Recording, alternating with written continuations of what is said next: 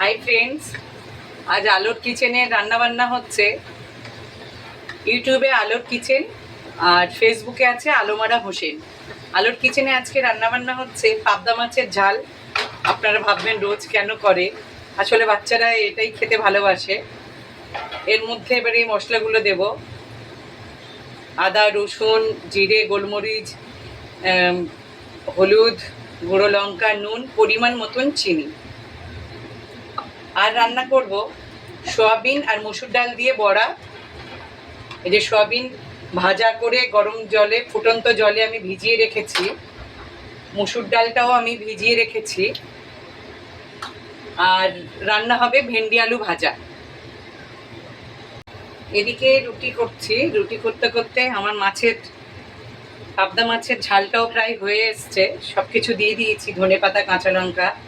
আজ আমি এর মধ্যে একটু আমের আচার দেব।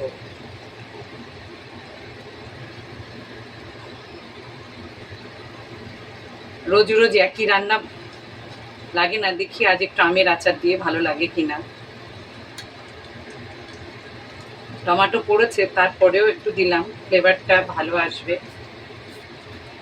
আর এদিকে রেডি করে নিয়েছি মসুর ডাল, সোয়াবিন, কাঁচা লঙ্কা, অল্প আদা রসুন দিয়ে এটা পেস্ট করে নিয়েছি। এর মধ্যে দিয়েছি কোচানো পেঁয়াজ, ধনেপাতা, কোচানো কাঁচা লঙ্কা। এটা বড়া ভাজবো।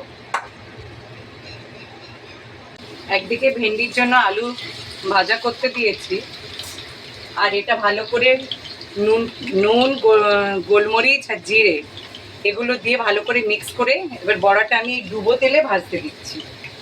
দেখবো যদি খেতে ভালো হয় তাহলে একদিন কড়ি চাউল বানিয়ে দেবো।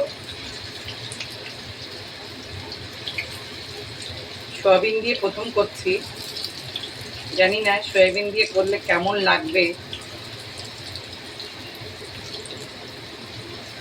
যারা নিরামিষ খাবেন তারা পেঁয়াজ আর রসুনটা সরিয়ে দেবেন।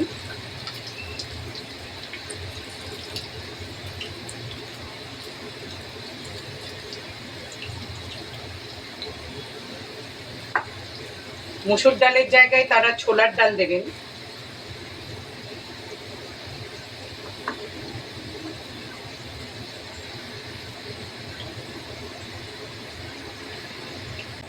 ভেন্ডি ভাজাটাও কমপ্লিট হয়ে এসছে। এর মধ্যে দিয়েছি জিরে গুঁড়ো আর গোলমরিচ গুঁড়ো আর বেরেস্তা দিয়েছি। এটাও গোল্ডেন করে ভাজা কমপ্লিট হয়ে গেছে। এটা কিন্তু সন্ধেবেলা চায়ের সঙ্গে খুব ভালো লাগবে খেতে, কারণ টেস্ট করে দেখেছি খুব ভালো হয়েছে। যেমন সফট তেমন টেস্ট, সন্ধেবেলা চায়ের সঙ্গেও ভালো লাগবে। এটাও কমপ্লিট হয়ে গেছে। আমার রান্নাঘরে রান্না বান্না কমপ্লিট।